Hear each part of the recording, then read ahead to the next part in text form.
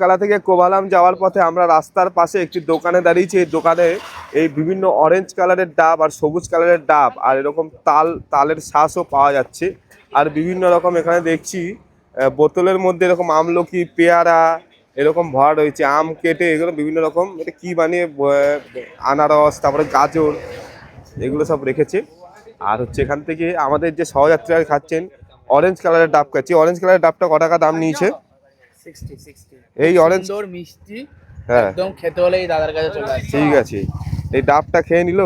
ইনিও ডাব নিয়ে, এটা সবুজ কালারের ডাব নিয়েছে। আরেকজন এই সবুজ কালারের ডাব, ये ডাব कितना करके है ये वाला? 50। এইটা 50 টাকা সবুজ কালারের ডাব। অরেঞ্জ কালারের ডাব হচ্ছে 60 টাকা। এখানে আরেকজন সহযাত্রী কম্পিউটারে কাজ করছে, ঘুরতে এসছে, কিন্তু কি করবে, অফিস থেকে ছুটি পায়নি বলে কম্পিউটারের মধ্যে কাজ করছে। আরেকজন সহযাত্রী না ডাব খাচ্ছে না মোবাইল দেখছে এখন। এইগুলো হচ্ছে গিয়ে, তোমরা যদি এরকম কেরালার পথের ধারে এরকম ডাবের জল দেখতে পাও অবশ্যই কিনে খেতে পারো, একদম ন্যাচারাল আর অত্যন্ত অত্যন্ত সুস্বাদু এবং শরীরের জন্য খুবই ভালো। হ্যাঁ এই দেখো, এটা হচ্ছে লঙ্কার আচার, হাতে দেখাচ্ছে।